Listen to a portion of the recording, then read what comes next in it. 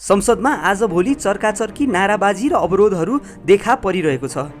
बजेटका विषयदेखि एमसिसीसम्म उठेका आवाज र आजको माहौलको एक रोचक दृश्य हेरौँ।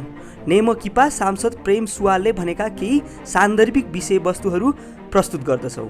नेपाली कांग्रेसका दिवंगत नेता केपी भट्टराईजीलाई मेलम्ची पदक दिनुपर्ने हो। सभामुख महोदय, राज्य सत्तामा मानिस फेरियो तर प्रवृत्ति उही भयो। राज्यमा नयाँ राजा रजौताहरू भए, संविधानलाई कुल्चेर माथि जाने प्रवृत्ति बढ्यो। देशलाई पछि पार्ने, सुस्ता र दार्चुलामा पुल नबनाउने, मल समयमा नल्याउने, कालाबजारी कालो सूचीमा परेकालाई पदक दिइयो। आफ्नो मान्छेलाई पदक होइन, सरकारमा गएकाहरूले आफ्नो सम्पत्ति दिनुपर्दछ। दक्षिणपन्थी सरकारहरूले अन्य देशमा पनि यस्तै गरेका धेरै उदाहरण छन्। सभामुख महोदय, मालपोत कार्यालय सुर्खेतको भ्रष्टाचार विरुद्ध आवाज उठाएका नेपाल मजदुर किसान पार्टीका कार्यकर्ताहरू गोविन्दनाथ योगी लगायतलाई त्यहाँका प्रजियो हिरालाल रेग्मीले झुठा मुडा चलाएको खारेज गरी दोषीलाई कारबाही गर्न गृहमन्त्रीजीको ध्यानाकर्षण गराउन चाहन्छु। सभामुख महोदय, हिन्द प्रशान्त क्षेत्रमा अमेरिकी सैन्य गठबन्धन एमसिसी सम्झौता अविलम्ब खारेज गर्नु जरुरी छ। भदौ 28 गते प्रतिनिधि सभाका सभामुखज्यूले बोलाउनु भएको सर्वदलीय बैठकमा सुरुमै हामीले एमसिसी सम्झौता खारेज गर्नुपर्ने अडान दोहोर्याएका थियौँ। बैठक सकिए लगतै प्रधानमन्त्री देउबाजीले हामीसँग एमसिसी सम्झौता ठुलै सहयोग भएको दाबी गर्नुभयो। हामीले प्रधानमन्त्री देउबाजीलाई अमेरिकी रक्षा विभागको दस्तावेज अध्ययन गर्नुहोला। त्यसमा सन् 2004 देखि नै हिन्द प्रशान्त क्षेत्रका देशहरूलाई अमेरिकाले एमसिसी मार्फत सहयोग गरेको उल्लेख छ। $50 करोड अर्थात् सानो ठुलो रकम सहयोगको विषय होइन। यो सम्झौता मार्फत अमेरिकी साम्राज्यवाद एसियालाई ध्वस्त पार्न चाहेको पुनः दोहोर्याउँ। हिन्द प्रशान्त क्षेत्रमा संयुक्त राज्य अमेरिकाको नयाँ रणनीतिबारे 2020 जुनको प्रकाशनको पृष्ठ 8 मा भारत, इन्डोनेसिया, ताइवानलाई अमेरिकाको आइपिएसको औपचारिक सैन्य साथी किन लेखियो। पृष्ठ 33 मा दक्षिण कोरियालाई संयुक्त राज्य अमेरिकाको प्रमुख सैन्य साथी किन लेखियो। पृष्ठ 34 मा अस्ट्रेलियालाई संयुक्त राज्य अमेरिकाको अर्को महत्त्वपूर्ण सैनिक साथी किन लेखियो। पृष्ठ 20 मा चीन, भियतनाम, प्रजा कोरिया, लाओस जस्ता देशहरूमा एकदलीय तानाशाही शासन भएको किन लेखियो। त्यो पृष्ठमा नेपालको बारे पनि उल्लेख छ। सभामुख महोदय, आइपिएस बारे तत्कालीन अमेरिकी विदेश मन्त्री पोम्पेओले यसरी लेखेका थिए अङ्ग्रेजीमा। ट्रम्पको भनाइ यसरी लेख भनेर उहाँले उद्धरण गर्नुभएको थियो। वी हेभ बिन एलिज, सैनिक साथी, allies in the Indo Pacific for long time and we will be allies for long time to come भनेर यसरी लेखिएको छ। र त्यस्तै एमसिसी बारे पनि लेखिएको छ। MCC has granted some $2.3 billion to Indo Pacific nations since 2004। यसरी अमेरिकी रिपोर्टमा एमसिसी भनेको हिन्द प्रशान्त क्षेत्रको अमेरिकी रणनीति र सैन्य गठबन्धन भनेर स्पष्ट उल्लेख छ। सभामुख महोदय, सम्झौतामा उल्लेख दफाहरूमा हामीले प्रश्नहरू उठाउन सक्छौँ। यसको जवाफ एमसिसी अमेरिकाले दिन सक्दैन र एमसिसी सम्झौता गर्नुहुने प्रधानमन्त्रीजी लगायत गठबन्धनका नेताहरूले पनि दिनुभएको छैन। केही प्रश्न म यहाँ राख्न चाहन्छु। सम्झौता नेपाल र संयुक्त राज्य अमेरिका बीचको द्विपक्षीय हो। एमसिसी सम्झौताको दफा 4.2 मा एमसिसी अमेरिकाले युरोप, एसिया, पेसिफिक प्रशान्त क्षेत्र, ल्याटिन अमेरिकाको एमसिसी सञ्चालन विभागका सहायक उपाध्यक्षलाई नै अतिरिक्त प्रतिनिधि नियुक्ति गर्ने उल्लेख किन गरियो। सम्झौताको अनुसूची 5 को क मा सरकारले एमसिसीलाई सार र रूपमा चित्त बुझ्ने योजना तयार पारी पठाउनु पर्ने, त्यस्तो योजना पठाउँदा भारत सरकारले समर्थन गरेको हुनुपर्ने किन लेखियो। सम्झौताको दफा 7.1 मा प्रस्तुत सम्झौता र नेपालको राष्ट्रिय कानुन बाँझिएमा प्रस्तुत सम्झौता लागू हुने भन्ने पक्षहरूको बुझाइ छ किन लेखियो। नेपालको संविधान बन्दा यो सम्झौता बलियो हुने बुझाइ नेपाली जनताको हुन सक्दैन, नेपाल मजदुर किसान पार्टीको बुझाइ पनि होइन। यो भारतीय विस्तारवाद र अमेरिकी साम्राज्यवादका दलालहरूको बुझाइ हो। सम्झौताको दफा 6.8 मा प्रस्तुत सम्झौता अन्तर्गत कुनै पनि क्रियाकलाप वा अकर्मण्यताबाट उत्पन्न हुने कुनै हानि नोक्सानी चोटपटक वा मृत्यु सम्बन्धमा नेपाल सरकारले दाबी नगर्ने कुरामा सहमति जनाएको उल्लेख छ। यो सहमति पनि हामी नेपाली जनताको होइन, नेपाल मजदुर किसान पार्टीको पनि होइन, उही दलालहरूको हो। यो सम्झौताको नियत नेपालको बिजुली भारत हुँदै सिङ्गापुरसम्म लैजाने हो।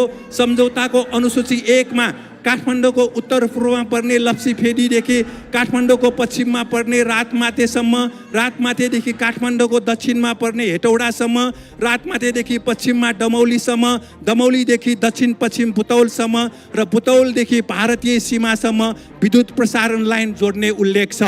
नेपालको बिजुली नेपालीलाई खाना पकाउनदेखि उद्योग धन्दा चलाउन आवश्यक छ। नेपालीलाई खाना पकाउन सस्तोमा बिजुली उपलब्ध गराइए एलपी ग्यास प्रतिस्थापन गर्न सकिन्छ। यसले नेपालको व्यापार घाटा घटाउनेछ। नेपालीलाई नपुगेको बिजुली भारत हुँदै सो बजेट पिछडिएको काठमाडौँ उपत्यका बाहिर पश्चिम नेपालको विकासमा लगाउनु पर्दछ। अहिले काठमाडौँ उपत्यकामा खानेपानी फोहोर मैला व्यवस्थापनको समस्या बढ्दो छ। यसकारण काठमाडौँ उपत्यका विकास प्राधिकरण खारेज गर्नुपर्दछ। प्रदेश प्रमुख तथा मुख्यमन्त्रीको लागि सरकारी सम्पर्क कार्यालय र निवास काठमाडौँसँगै ललितपुरमा निर्माण गर्नु, प्रदेश सरकारलाई पञ्चायतको अञ्चलाधीश कार्यालय जस्तो बनाउने संघीयता विरोधी काम भएकोले यसलाई तत्काल अन्त्य गर्नुपर्दछ। जमिन जोत्ने कमैया, हल्ली कुली, गोठालो लगायतलाई अविलम्ब मोयानी हक दिनुपर्दछ। सार्वजनिक सरकारी गुत्थीको जग्गा, पोखरी, कमल पोखरी व्यक्तिको नाममा दर्ता गर्ने मन्त्री र सम्बन्धित अधिकारीहरूलाई कानुनी कारबाही गरी त्यस्ता जग्गा र पोखरी पुनः सार्वजनिकरण गर्नुपर्दछ। पुर्खौली घर जग्गा परिवारको नाममा नामसारी गर्दा रजिस्ट्रेसन र अन्य शुल्क छुट हुने व्यवस्था गर्नुपर्दछ। बचत तथा ऋण सहकारीको नाममा जनताको अरबौं रुपियाँ ठगी गर्ने ठगहरूको सम्पत्तिबाटै जनताको बचत फिर्ता गराउनु पर्दछ। युवाहरूलाई धुम्रपान, लागु पदार्थ, जुवा टाँस लगायत अन्य अपराधबाट मुक्त पार्ने तथा कम्तीमा एक विषयमा स्नातक उत्तीर्ण गराई देश र जनताको सेवामा लाग्न प्रशिक्षित गर्नुपर्दछ। युवालाई अनिवार्य सैनिक तालिमको व्यवस्था गरी देशको रक्षा गर्ने जिम्मेवारी दिनुपर्दछ। सबै विद्यालय र कलेजमा खेलकुद अनिवार्य गरी खेलकुदको पदकलाई शैक्षिक उपाधिसँग मिलान गर्नुपर्दछ। सार्वजनिक शैक्षिक गुठी अन्तर्गतका विद्यालय र कलेजको भौतिक पूर्वाधार सरकारकै सम्पत्ति हुने भएकोले त्यसमाथि लगाइएको आयकर हटाउनु पर्दछ। कोभिड-19 महामारीमा मजदुर र किसानलाई क्षतिपूर्तिको व्यवस्था गर्नुपर्दछ। मजदुर वर्ग र पुँजीपति वर्गको अन्तर्विरोधको छिनोफानो समाजवादी क्रान्तिबाट मात्र हुने यथार्थलाई सरकारले स्वीकार गर्नुपर्दछ। 4G विस्तार र सेक्युरिटी प्रिन्टिङ प्रेस खरिद प्रक्रियामा भएको भ्रष्टाचारलाई छानबिन गरी दोषीलाई कारबाही गर्नुपर्दछ। पत्र पत्रिका वर्गीकरण र विज्ञापन वितरणमा भइरहेको पक्षपात अन्त्य गर्नुपर्दछ। राज्यको स्वामित्वमा सञ्चालित उद्योगमा भ्रष्टाचार गर्नेहरूलाई अपराध हेरी मृत्युदण्डको सजाय समेत हुने कानुनी व्यवस्था गर्नुपर्दछ। सकिन लाए सभामुख महोदय, नेपालका इन्जिनियरिङ कलेजहरूलाई आवश्यक बजेट सहयोग गरी विद्युतीय सवारी साधन र इन्डक्सनको चुलो उत्पादन गर्नुपर्दछ। स्रोत नखुलेको सम्पत्ति लगानी गराउनु देशको अर्थतन्त्र माफियाको कब्जामा दिनु हो, यसको अन्त्य गर्नुपर्छ। सेयरको मूल्य 700 अङ्कमा झर्नुपर्ने अर्थविदहरूले बताउँदैछन्, यसबारे अर्थ मन्त्रालयको ध्यान जानुपर्छ। सेयर कारोबारले 100 जनाले मात्र सम्पत्ति कुम्ल्याएको प्रति सरकारको ध्यान जानुपर्छ। नेपालको 80% स्रोत साधन 20% ठुल्ठुला धनीहरूको कब्जामा रहेको बारे सरकार सचेत हुनुपर्छ र यसलाई परिवर्तन गर्नुपर्छ। उपभोक्ताले पाउनुपर्ने बजाजको डिलरले 76 करोड भ्याट छुट कसरी पायो, यसको छानबिन हुनुपर्छ। भक्तपुर अस्पताल, भक्तपुर क्यान्सर अस्पताल र शहीद धर्मभक्त अङ्ग प्रत्यारोपण केन्द्रलाई आधार बनाई भक्तपुर स्वास्थ्य विज्ञान प्रतिष्ठान स्थापना गरी MBBS र MD कक्षा सञ्चालन गर्नुपर्छ। देशभरिका सरकारी अस्पताल 150 वटा तर निजी अस्पताल 400 भन्दा बढी स्वास्थ्य उपचारलाई राज्यले लिने बन्दोबस्त गर्नुपर्छ। चिकित्सा विज्ञानले प्रमाणित नगरेको रामदेवको योगलाई प्रतिबन्ध लगाई फिजियोथेरापी र शारीरिक जानकारहरूबाट स्वास्थ्य अभियान सञ्चालन गर्नुपर्दछ। सकिन लाग्छ सभामुख महोदय, नेपालीलाई स्वास्थ्य बिमा होइन निःशुल्क स्वास्थ्य उपचारको व्यवस्था गर्नुपर्छ। नक्कली किसानहरूले कृषि र पशुपालनको करोडौँ रुपियाँ अनुदान कुम्ल्याएको हुँदा बिउ बिजन कृषि औजार र कृषि मलको लागि किसानको घर दैलो कार्यक्रम सञ्चालन गर्नुपर्दछ। सत्ता पक्षका उद्योगीबाट 8 अरबभन्दा बढी बक्यौता उखु किसानलाई अविलम्ब भुक्तानी दिलाउनु पर्दछ। दुग्ध विकास संस्थान र कृषि मल खरिदमा भइरहेको भ्रष्टाचार र कमिसन अविलम्ब रोक्नुपर्छ। 60 वर्ष नागेका किसानलाई निवृत्ति भरणको व्यवस्था गर्नुपर्दछ। सबै विद्यार्थीलाई वर्षको 2 हप्ता कृषिमा श्रमदान गराउनु पर्दछ। केही वर्षको कृषि मलको अनुदानबाट नेपालमा कृषि मल स्थापना हुने भएकोले नेपालमै कृषि मल खोली किसानलाई सस्तोमा मल उपलब्ध गराउनु पर्दछ। धन्यवाद। मान्य सदस्यहरू, विनियोजन विधेयक 2078 अन्तर्गतका उल्लेखित सम्पूर्ण मन्त्रालय, कार्यालय र सचिवालयका विनियोजन खर्च शीर्षकहरूमाथिको छलफलमा भाग लिन चाहनु हुने थप मान्य सदस्यहरूले सजिलोको लागि सभामुखको डायससँगै बसेका कर्मचारीहरूलाई आफ्नो नाम उपलब्ध गराइदिन हुन अनुरोध गर्दछु।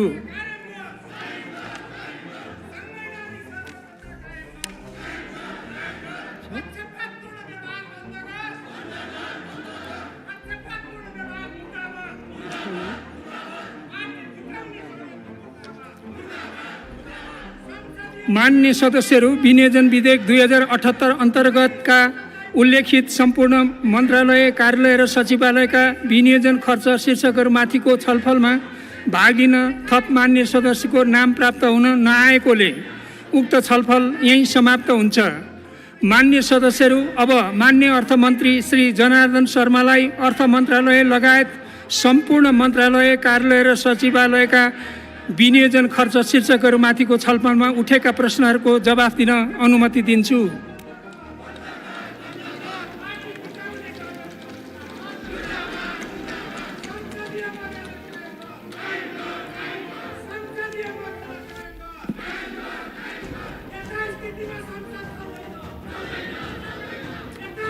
सभामुख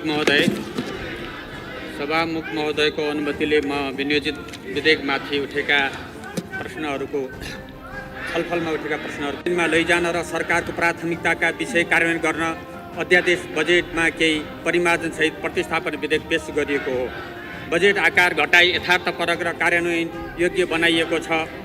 ऋणलाई पुँजी निर्माण र उत्पादनशील क्षेत्रमा मात्र परिचालन गरिने नीति अनुरूप वैदेशिक र आन्तरिक ऋणको अंश 37 अर्बले घटाएको छ र स्रोत साधनको वितरणलाई समन्वयित बनाउन क्षेत्रीय र भौगोलिक सन्तुलन मिलाउने प्रयत्न गरिएको छ। राष्ट्रिय गौरवका योजना, रूपान्तरणकारी योजना र कर्मागत प्रतिकृतिका योजना तथा कार्यक्रमलाई पर्याप्त स्रोत व्यवस्थापनसहित निरन्तरता दिइएको छ। सामाजिक सुरक्षाको दायरा विस्तार गरिएको छ। क्यान्सर रोगी, मृगौला प्रत्यारोपण गरिएका र मेरुदण्ड पक्षघात भएका नागरिकलाई उपचार खर्च बापत मासिक 5,000 रुपियाँ उपलब्ध गराइएको छ। त्यसै गरी कोभिड-19 का कारण आय आर्जन गुमाई मान्य सचिवले भर्खरै उठाउनु भएको थियो मजदुरहरूको बारेमा र सरकारले यहाँ प्राथमिकता दिएको छ र आर्थिक रूपले अति विपन्न भएका परिवारलाई एकपटकको लागि 10,000 राहत उपलब्ध गराउने कुरा पनि म भएको कुरा जानकारी गराउन चाहन्छु। राजस्व नीतिलाई मूलभूत रूपमा निरन्तरता दिँदै आन्तरिक उत्पादन प्रवर्धन गर्न थप सहुलियत प्रदान गरिएको छ। विद्यार्थीहरूलाई काम लगाउने सन्दर्भमा मान्य सचिव राख्नुभएको विषयमा पढ्दै कमाउँदै गर्ने एउटा योजना अन्तर्गत विद्यार्थीहरूलाई पनि काममा उत्पादनमा जोड्ने कार्यक्रम राखिएको छ र किसानहरूको पेन्सन लगायत त्यसको लागि सामाजिक आत्मनिर्भर बनाउने योजना अगाडि सारेको छ र सामाजिक सुरक्षा आत्मनिर्भर भएपछि ती कुराहरूलाई लागू गर्न सकिने अवस्था हुन्छ। कृषि क्षेत्रका प्रयासहरू, कृषिमा अनुदान लगायतका विषयहरूलाई त्यसलाई पारदर्शी बनाउनेतिर सरकारले को नीति कार्यक्रममा स्पष्ट रूपमा बजेट कार्यक्रममा राखिएको छ र अस्पतालहरूलाई सबै प्रदेशमा 1000 बेडका अस्पतालहरू निर्माण गरेर त्यही नै सम्पूर्ण उपचार हुने र स्थानीय पालिकाहरूको अस्पतालहरूलाई प्रदेश अस्पतालसँग जोडेर उपचार गर्ने व्यवस्था समेतका सबै कुराहरू त्यहाँ राखिएको कुरा पनि म माननीय सदस्यलाई जानकारी गराउन चाहन्छु। खानेपानीका सङ्कटहरूलाई समाधान गर्न र खानेपानीलाई व्यवस्थित गर्ने खालको कार्यक्रमलाई पनि अगाडि बढाइएको छ, निरन्तर दिएको छ र विज्ञापनको सन्दर्भमा लोक कल्याणकारी विज्ञापन सबै मिडियाहरूलाई उपलब्ध गराउने कुराहरू पनि गरिएको छ। विद्युत खपतको सन्दर्भमा इन्डक्सन चुलो लगायतका कुराहरूलाई वितरण गर्न र विद्युत खपत गर्नका लागि उद्योगलाई प्राथमिकता दिने, त्यस्ता उद्योगलाई प्राथमिकता दिने र कच्चा पदार्थमा आधारित उद्योगहरूलाई अगाडि बढाउने लगायतका कुराहरू राखिएको म जान्न चाहन्छु।